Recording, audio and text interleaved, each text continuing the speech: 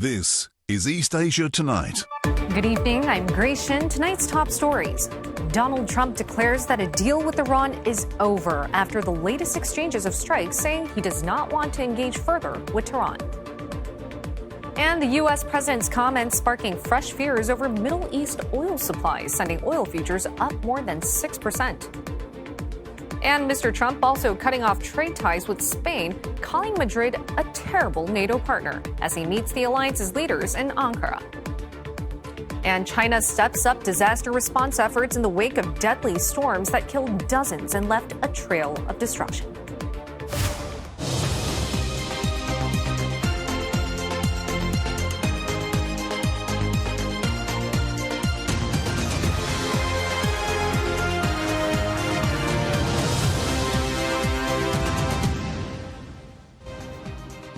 Also tonight, Taiwan is more than just about chips. Why its specialty coffee is commanding some of the highest prices in the world.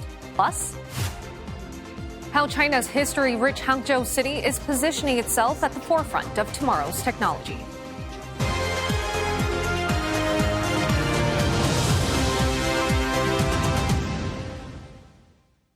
A less than 3-week-old interim deal between the U.S. and Iran now over. That is according to Donald Trump.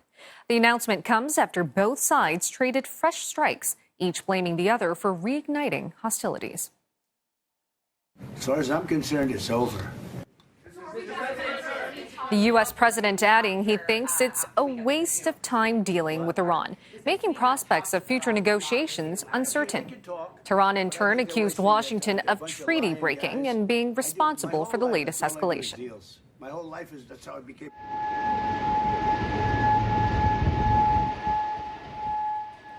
Iran this morning said it fired at American bases in Kuwait and Bahrain in retaliation to earlier U.S. strikes. U.S. Central Command said its forces struck more than 80 Iranian targets overnight, including air defense systems and dozens of IRGC boats. Explosions were reported around the strait, including in Iran's main oil hub of Karg Island.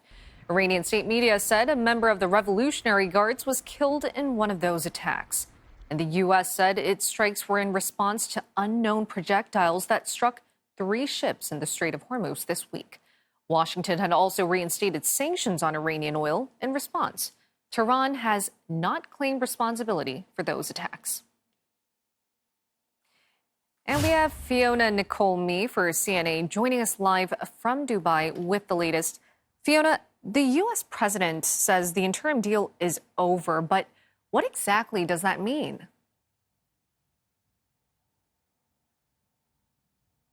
Well, look, this very much sounds like a president who believes the deal with Iran has already collapsed. But it wasn't only that. In the same breath, he also said that there might be, in his words, wonderful negotiations. He assumes that there could be conversations continuing to take place between Tehran and Washington, but he believes that this behaviour is unacceptable.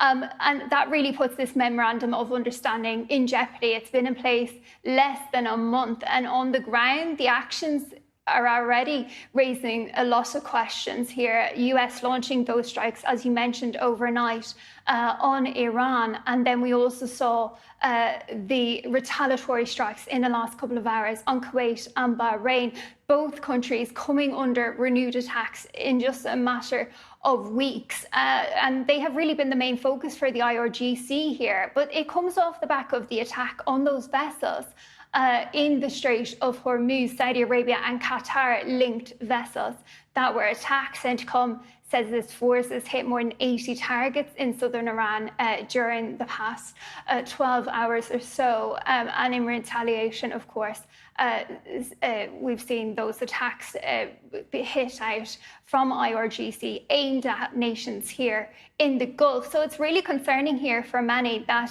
we're seeing these tit-for-tat strikes once again between Iran and Tehran, but really, seeing again the increase in attacks that have been condemned across the Gulf this morning on Bahrain and Kuwait is quite concerning. Do we have any more lines coming out from the latest strikes in the Gulf? I mean, we've heard so many headlines regarding this as in whether the strikes have been ongoing and whether this means the end of the memorandum of understanding. We get that, but tell us a bit more about the updates on the latest strikes in the Gulf. Yeah, so as I mentioned, we had confirmation during the early hours of the morning here in the Gulf of strikes being carried out by Iranian forces.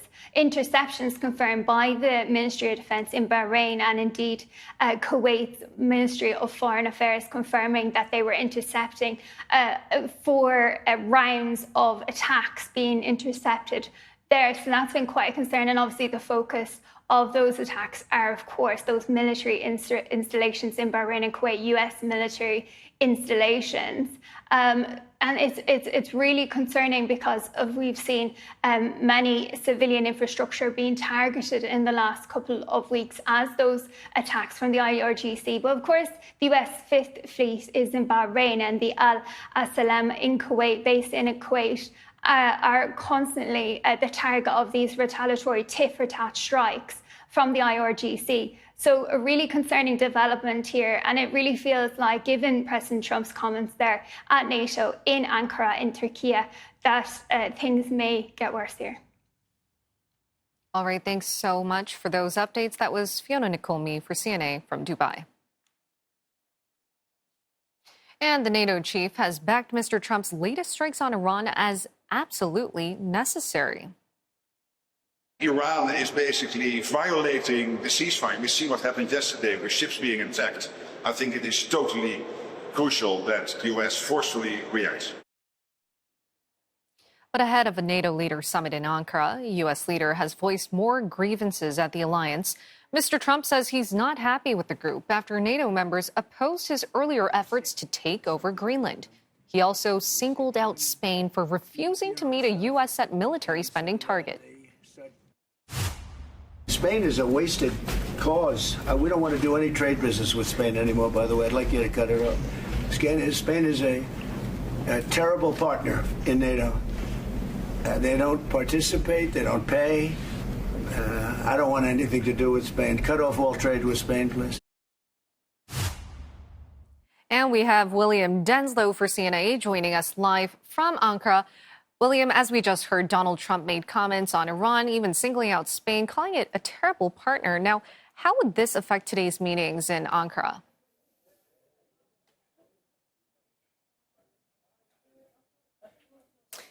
Well, coming into this second day of the summit, leaders would certainly be hoping for more direction, positive movement from the US president when it comes to reaching stability in the Middle East and seeing freedom of navigation really return unimpeded through the Strait of Hormuz. We know that on Tuesday there was a meeting, a foreign ministers meeting with Gulf counterparts to discuss what can be done to provide that free flow of tankers through this waterway. And President Trump's comments will be met with huge concern, considering the fact that this was a conflict that very few NATO partners have supported. And that's a major reason why President Trump is so unhappy with so many of these NATO allies. President Trump's comments incredibly strong indeed, describing Iran as scum, saying that it's led by sick people, saying he wanted no part of future discussions. So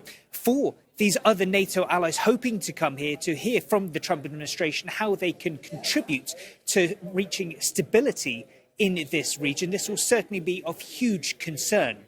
And then when it comes to Spain, well, more a disappointment. There have been huge calls for unity among the NATO alliance, but President Trump again railing against Madrid in their attitude towards defense spending. Important to note on that issue, of course, Madrid and Spain, a member of the European Union. Trade is conducted through the auspices of the European Union, which has just finalised that trade agreement with the United States. So big question marks about what happens not just when it comes to US-Spain trade, but with the European Union bloc as a whole. And NATO's chief, Mark Rutte, has sought to downplay the alliance's differences with the U.S. But by the looks of it, do you think it has been working?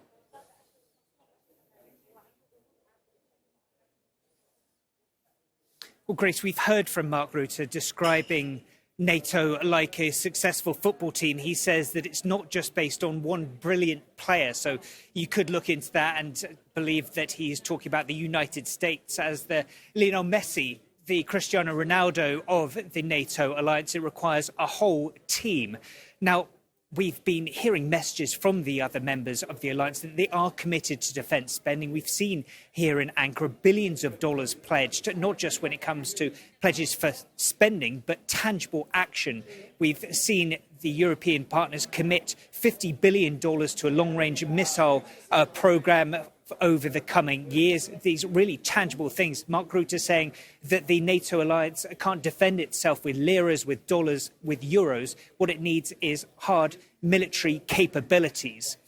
But of course, these concerns over unity among the alliance do linger. President Trump's comments again that he thinks that the US needs control of the semi-autonomous Danish territory of Greenland because he believes Europe isn't doing enough to defend US interests. So huge concerns about that degree of unity. And we're now also seeing the likes of Estonia, the likes of Lithuania with Le Pen saying the 5% club. That's a message that they are already spending close to that NATO target of 5% of defence. Other NATO allies are falling short. So this was an opportunity for NATO unity, but we're already seeing divisions with that issue of defence spending very much central to it. Grace? All right. Thank you so much for those updates from Ankara. That was William Denslow from CNA. And we'll head out for a short break. But coming up on East Asia tonight, Japan's biggest corporate collapse this year is raising fears of a ripple effect, with banks and thousands of small businesses caught in the fallout. Plus, Singapore's state investor Temasek delivers record net portfolio value for the last financial year.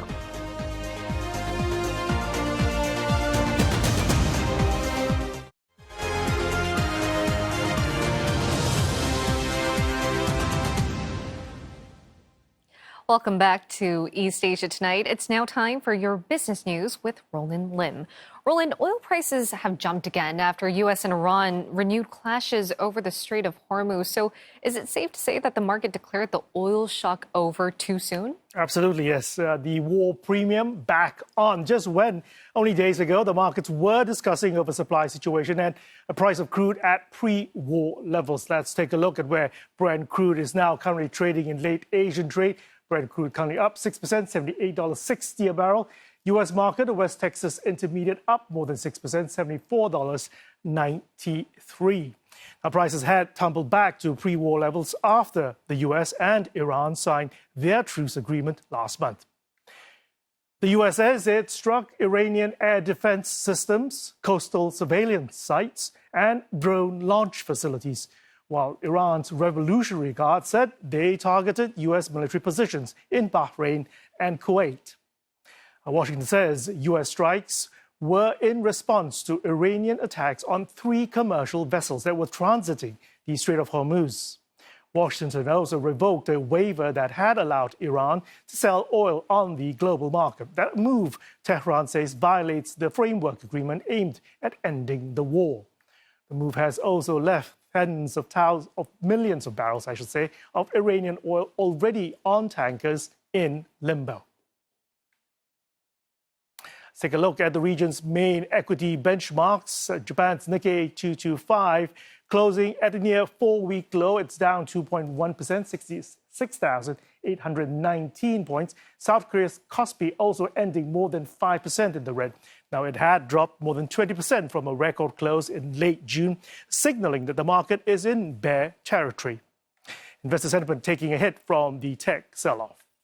Speaking of which, semicon stocks continue facing turbulence on concerns about increased competition, a possible overcapacity, and whether the billions of dollars into AI investments will pay off. Samsung Electronics' strong outlook failing to convince markets that prices would keep rising. The stock ending the day down 6.25%. SK Hynix down 5.7%. Shares of chip-making equipment maker Tokyo Electron fell 3%, and chip testing equipment maker Advantest lost 4.7%. Chinese Autonomous driving firm Momenta Global trading flat on its first day of trading in Hong Kong, now at a strike price of 295 yuan 60. That's after swinging between gains and losses in grey market trading before the debut. The company was founded back in 2016. It's backed by SAIC, General Motors, and Mercedes-Benz. The company plans to spend nearly 40% of its IPO proceeds on AI computing, reflecting the ongoing rush to invest in AI. Now, its listing follows other self-driving firms, including Pony AI and WeRide, in tapping Hong Kong's capital markets.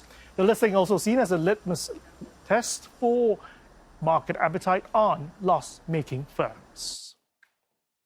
Checking in on the broader markets in the Greater China region, Hong Kong's Hang Seng Index bouncing back with a rally for chips and AI stocks, propelling the broader market higher, but shares on the mainland well into the red. A Chinese AI startup, DeepSeek, is reportedly developing its own AI chips in a move that could reduce its reliance on NVIDIA and Huawei. The chip is designed for AI inference, the stage where trained models generate responses for users. If successful, it would mark a major strategic shift for the company, widely seen as China's AI champion. DeepSeek is also said to be quietly expanding its chip design team, signaling ambitions to strengthen its position in the fast-growing AI hardware market. China is reportedly considering tighter controls on access of its most advanced AI models. Reuters says authorities have held talks with major tech firms and startups about limiting overseas access to both closed and open-source AI systems. Officials are also looking at stricter national security laws to prevent leaks of proprietary AI technology while reviewing funding sources for AI startups. The move are part of Beijing's broader push to tighten oversight of its fast-growing AI sector. The collapse of a payment processor in Japan is sparking fears of a wider fallout, affecting banks and small and medium-sized shops. Zentosin filed for bankruptcy on Tuesday, reporting liabilities of $710 million, making it Japan's biggest company to go bust this year. That has left several regional banks exposed, with some saying that they are forced to write down their loans. The Osaka-based payment processor says about 200,000 merchants use its services, many of them small restaurants and shops that rely on early payments due to limited cash flows. A bank manager has warned that this could lead to secondary bankruptcies and a chain of business failures. Now, Asia produces more than half of the world's carbon emissions, and carbon trading could help tackle that footprint. But the region's markets are fragmented. Now, that's a gap, experts say, needs urgent action to fill. It's a key question for policymakers and investors at this year's Asia Climate Summit in Hong Kong today. For more, we cross over live to our correspondent Geraldine Yap at the event. Jerry, thanks for being with us. Now, carbon trading in Asia, what does it look like today, say, compared to a couple of years ago? Well, there is currently no common trading market in Asia, unlike the one that we see in Europe. And in fact, it is quite a mixed bag in terms of the level of development. So to give you a flavor of that, countries like China and Korea, they have become some of Asia's most established mandatory emissions trading systems. And in fact, China's carbon market is the largest in the world by emissions covered. Now, for other jurisdictions, Singapore is positioning itself as a regional hub for carbon services, and that's also something that Hong Kong is working towards. Now, if we look at Southeast Asia, countries like Indonesia and Malaysia, they are also developing their own carbon markets, even if those markets are a bit more nascent. And these markets are particularly around nature-based credits. Now, to understand more about the situation, I spoke to Paul Chow, the Group Chief Sustainability Officer for the Hong Kong Exchange earlier. And I started with a question about the state of Asia's carbon markets. carbon market is still a nascent, market in Asia, but I think, we are on a very good trajectory. So over the past few years, you would see a lot of governments have really focused on it. There's a much more solid policy framework. There is a lot more interest in carbon markets itself. I think just generally because of, obviously part of it is driven by the climate change that you can't fail to notice that. And so people realize that it is a pressing problem. People really want to understand what carbon markets can help them to achieve the climate goals or to solve this climate crisis that we are all in. What do you think is the biggest obstacle that's preventing cross-border carbon trading now? Is there even a political will for countries in Asia to work together? Just talk about Asia itself, right? It obviously is the engine of growth. You've got the world's 60% population, 60% of the carbon emissions. So it's a big place for us to deal with for carbon emissions. At the same time, a lot of different countries, and we all have different culture. We have policy framework. Governments have their own policy agenda, policy goals, and of course we have what is called the national determined contributions (NDCs), which essentially, if you like, is the climate goal for each of these countries. And obviously, each country has its own policy on how to achieve that, how to do the NDCs. Now, countries in Asia are very different. So you have different currencies, for example. How do you bridge that in terms of the payment system? Some countries have capital controls, for example. Then you also have registries as well. Some of the countries have their own registry, different registries. It's all about linking that up and trying to make it what we call interoperable, much more easier for people to trade around, because carbon ultimately, carbon market, should be a global. It's a global issue for all of us to solve. We all have a stake in it. We obviously want to make it a more robust ecosystem. And on that note, what role do you think the Hong Kong Exchange and Hong Kong can play in carbon trading in Asia? Yeah. Do you think Hong Kong can shape the future of carbon trading? We are part of China, so I think one of the things we have been trying to help and see how we can do is to help China to internationalize their own carbon market. China's carbon market is enormous. They have a voluntary carbon market, they have a compliance carbon market as well, and they have said that they want to really look at internationalizing their voluntary market.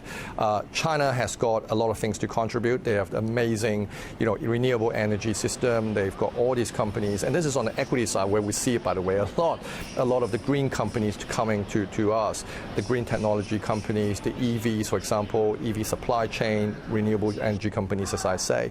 Now, a lot of these companies actually, when they come to us, they list on us, they obviously get a lot of capital from investors. And at the same time, they're able then to contribute to carbon credits, because a lot of these companies actually will produce carbon credits. And actually that would, form a much more healthy ecosystem with our own carbon market. Now, Paul also spoke about how Hong Kong and Singapore can complement each other, even as both cities aim to become a regional hub for carbon trading and services. And he noted that the world is big enough, and even Asia is big enough to have multiple of these sorts of carbon exchanges. It does sound there's lots of potential there for carbon trading in Asia. Geraldine, thank you for that report. That was Geraldine Yap at the Asia Climate Summit in Hong Kong.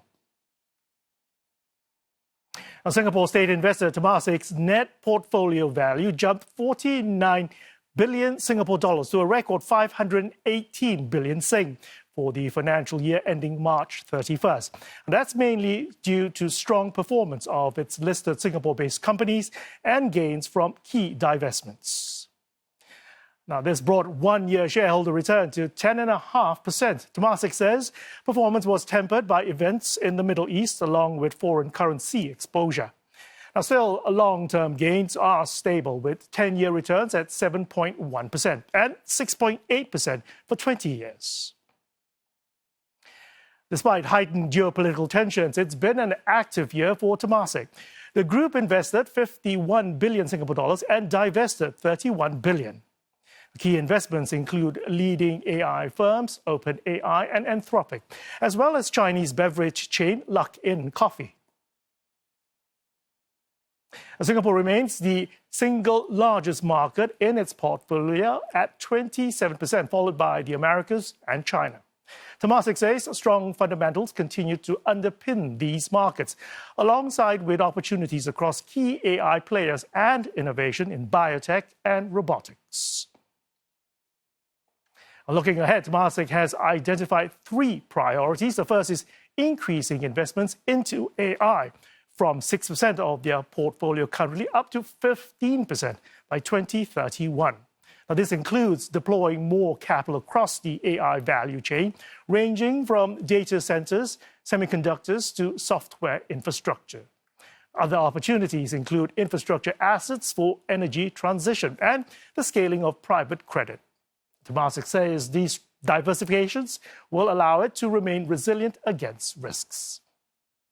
In the energy and data center space, actually, they're underpinned by long-term contracts with strong cash flows, with high-quality counterparties, and in some sense are very defensible. In the chips as well as the cloud services space, we're investing with people like NVIDIA, with TSMC, the hyperscalers, who, apart from the AI trend, also have got more broader businesses. And so I think by focusing on building a diversified portfolio, we can actually avoid the exuberance in certain subsectors along the way. And you're all caught up with the business news at this hour. Grace, back to you. Thanks, Roland, for those updates, especially that outlook on Temasek. Now, we'll head out for a short break, but do stay with us, as coming up on East Asia Tonight, China expands its disaster relief efforts in the wake of deadly storms that claimed dozens of lives and caused widespread damage.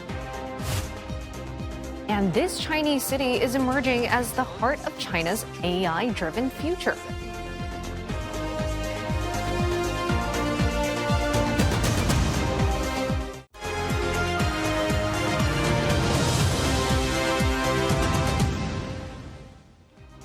Welcome back to East Asia Tonight, and here are the headlines we're following this hour.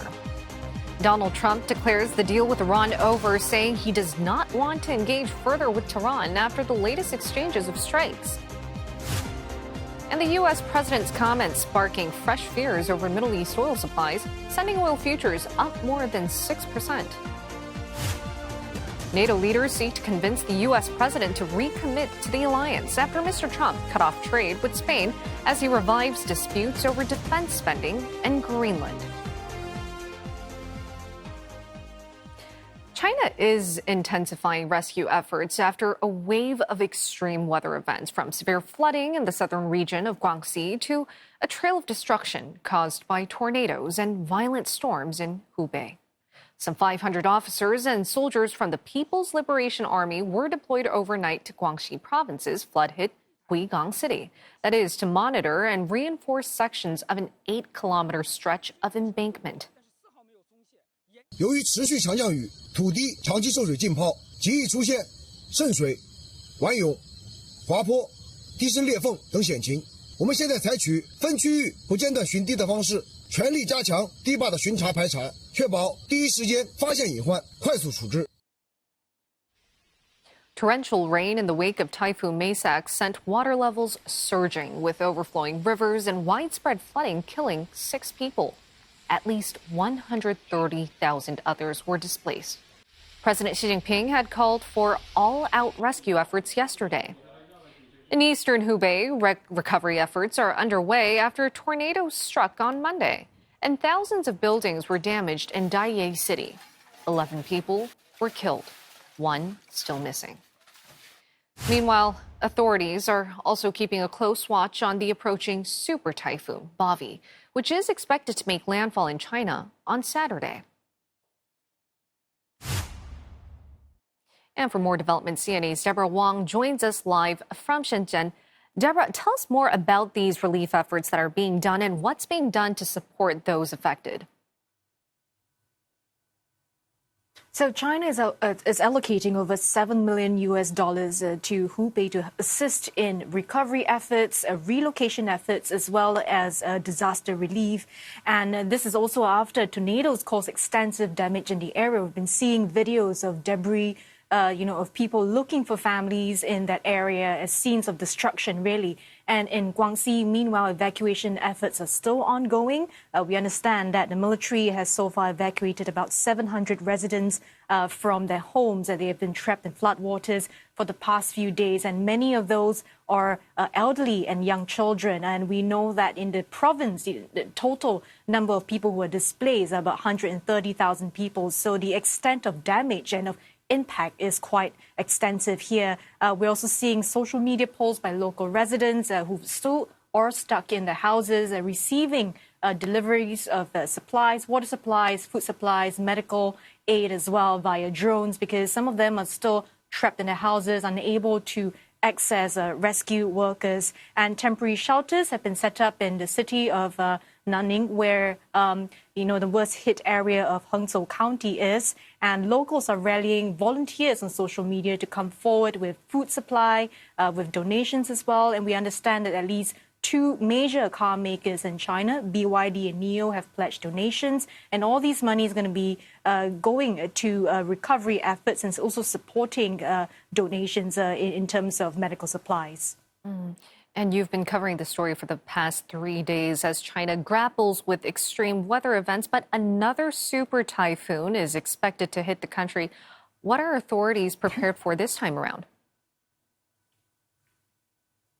So local authorities, they are on high alert. We understand that they've already ordered some school activities to be shut, and we understand that some highways could also be closed ahead of the landfall. Authorities have also been told to stock up shelters with at least 3 days' worth of supplies, because Super Typhoon Bovie is expected to exceed the speed and intensity of Super Typhoon Ragasa that hit China in 2025. And so there's going to be a lot of rescue teams on standby as well. They've been told to keep watch for 24 hours. And we understand that a reservoir in Hangzhou, which is in Zhejiang province, have already started discharging waters to prevent any breaching of dams and reservoirs that we saw in Hangzhou County in Guangxi. And Hong Kong air carriers have so far announced some flexible flight arrangements. We have not seen the same for Chinese domestic carriers just yet, but as with past practices, these domestic flights as well as train services could also be ordered to be suspended ahead of the landfall a day before, in fact. But what's key here is that the typhoon is expected to approach the eastern flank of China, primarily Zhejiang and Fujian provinces. And these 2 areas are dense economic zones. They are home to major seaports, battery and metal manufacturing, and close to one of the busiest maritime routes in Asia, where Bovie is expected to pass through. And so vessels have already been ordered to return to shore. We're expecting disruptions to shipping, especially as terminal activities are going to be suspended. Metal markets have already reacted in Jiangsu and Zhejiang regions. They're bracing for delays this weekend in terms of logistics and transport. And so early trading this morning has already increased in terms of the copper trading. So this is really the new reality that many coastal economies will be facing, because more intense storms are headed to China's way. So companies in China have got to start relocating their climate resilience strategies. Grace. And hoping such relevant measures are taken to better brace for this new reality China is facing. Thanks so much. That was CNA's Deborah Wang reporting live from Shenzhen. And Australia's Prime Minister says Pacific Island leaders are looking to issue a, quote, very strong joint statement to condemn China's recent missile test. Anthony Albanese adds that a draft of the statement is being circulated among members of the Pacific Islands Forum. The test has drawn condemnation from nations including the United States, Australia, Japan, and the Solomon Islands. Tuvalu is the latest to join the list, expressing, quote, grave and serious concern over China's missile firing. Beijing had test-fired a strategic long-range ballistic missile thousands of kilometers into the Pacific Ocean on Monday. The rocket, carrying a dummy warhead, reportedly splashed down in a patch of water between Nauru, the Solomon Islands, and the small Pacific nation of Tuvalu. Beijing insists the test was a routine annual training exercise that complied with international law. And staying on China, its AI-driven future is taking shape in the eastern city of Hangzhou, a place famed for its ancient folklore and picturesque lake. And CNA senior correspondent Tan Yuguan explores what's driving Hangzhou's tech transformation in the latest episode of CNA Correspondent. Hangzhou is a historical city of such renown that it is a setting for many Chinese novels and folklore. The most famous of them all, Bai She Zhuan, or the legend of the white snake.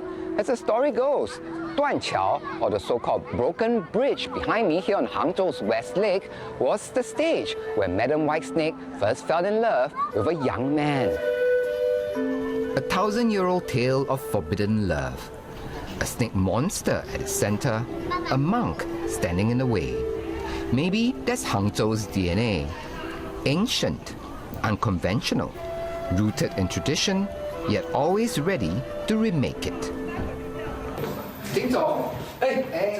The next entrepreneur I'm meeting embodies that character. 这个设备是拿来做什么的？这是我们研发的一个现代化的中医的诊断工具。那我能试试看吗？需要你的手放在这个上面，通过我们的设备去采集你的肌电数据。那我们基于这些心电的数据去做算法，跟传统中医的这个望闻问切的诊断结果去做机器学习和训练，做了157626人次的这个临床的这个对照，出来的这个诊断结果也能接近甚至超过中医师的这个诊断。脉诊已经结束了，那我们可以做一下舌诊。给你拍张照就行。那我们可以把这些数据呢提供给这个大模型去分析。那这一份就是数字化的这个报告。我们舌诊里面的报告呢，比如说我们有体质辨识，我有9种体质，那你属于痰湿质。祛湿的配方呢，比如说党参啊、白术啊。我本人的医师是有讲过，我这个人比较湿又比较冷。对，所以真的是这样。你把那个科技的 AI 跟传统的中医碰撞在一起，你是怎么样会想到这么做的呢？我原来在 IBM 的时候是做开发银行数据交易系统，然后我第一次创业呢是06年，那时候做的呢也是知识管理的这么一个系统。另外一个在生活过程当中受中医的这个受益颇多的。那中医来说，它一个比较大的一个缺陷呢是它没有像西医那么多辅助的工具，现代化辅助的工具去辅助医生去看病，就一个人望闻问切去做。所以呢，我们那时候的想法就是通过现代化的这个技术，让中医做到客观性、定量的、可追溯的这么一个行医的路径。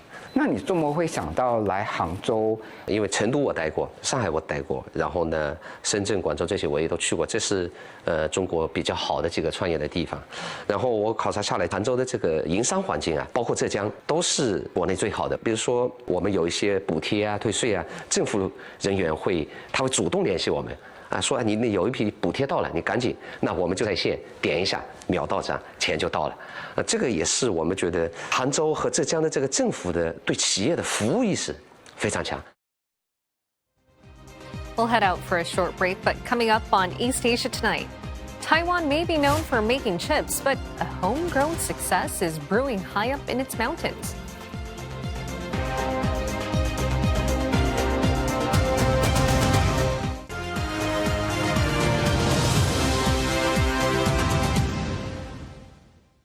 Welcome back to East Asia Tonight. We start here in Taiwan, as it's often seen as a coffee-loving island. And in its mountain regions, it's also producing award-winning specialty beans that now command some of the highest prices in the world. CNA senior correspondent Victoria Jen reports. High in the mountains of Alishan, the story of Taiwan's coffee begins.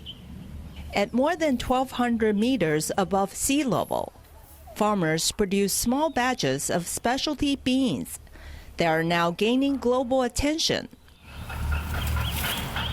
While production remains limited in scale, they are proving to be increasingly high in value.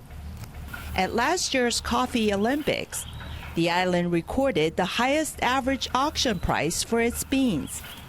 They sold at $52 a pound to international buyers, nearly 3 times the average price of second place El Salvador. Among Alishan's leading coffee growers is Zhou Zhuyuan. "因为在均温地的状态下，它的成长会非常的缓慢。那在成长缓慢的状态下，咖啡果实它累积的风味物质、含糖物质跟密度就会相当的高。That slower growth is key to Taiwan's coffee profile, helping it stand out in international competitions, alongside traditional producers such as Brazil, Colombia, and Ethiopia. Picking these coffee cherries may seem simple, but you actually have to choose the ones that are just ripe. Farmers say that takes experience and time, and that's what makes coffee here more expensive. From picking to processing, coffee bean farmers here emphasize quality. 我这边采咖啡工人一天的薪水，去伊索比亚可以请40个人以上。去中美洲可能都是10几个以上，再加上我们台湾的土地面积比较狭小，所以其实我们台湾要种大量的面积的咖啡是不太容易的。Taiwan produces a small amount of coffee each year, around 1,000 tons, but it imports 50,000 tons of beans to meet domestic demand. So producers here don't compete on volume. Instead, their budding coffee lovers will pay a premium for distinctive flavors. This cafe specializes exclusively in Taiwanese beans. 所以成立了森高沙咖啡，然后来让台湾咖啡可以被我们台湾人知道。那我们的致力目标就是说，台湾各产区的风味不同，能够让各位知道。For many Taiwanese coffee drinkers, paying extra for homegrown coffee is about more than supporting a domestic product. 然后我就是说，虽然它的价钱比较高一点，但是我还觉得是值得的，因为这个咖啡只有在台湾才喝得到。觉得他们的味道很好，而且它很像 Blue Mountain， 很多时候都带酸的，就比较好喝一点。Taiwan drinks more than 4 billion cups of coffee a year. That's roughly 200 cups per person, among the highest in Asia. Some estimate the market is now worth more than $3 billion. 其实未来的3到5年，我觉得整个台湾的咖啡会越来越竞争，这是不可避免的。因为像近期我们有国外的国际的品牌进来，那我觉得这个竞争是好的，因为也相对让我们去看到所谓的国际化的，像我们国际性的一个竞争，也让我们不得不去做很多各式各样的一个提升。One such example is Japan's Komeda's coffee.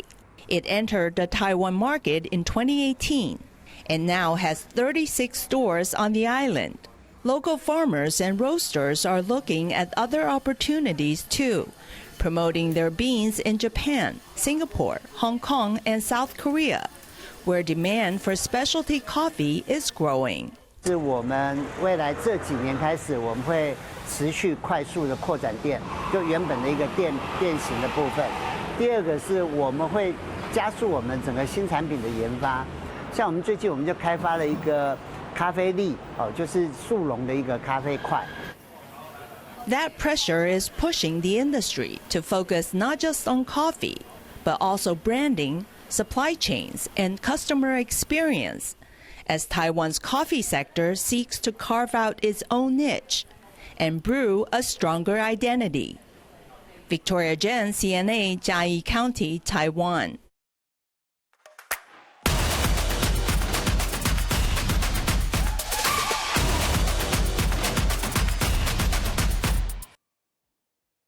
Dozens of European lawmakers are calling for an investigation in the European Parliament of FIFA boss Gianni Infantino.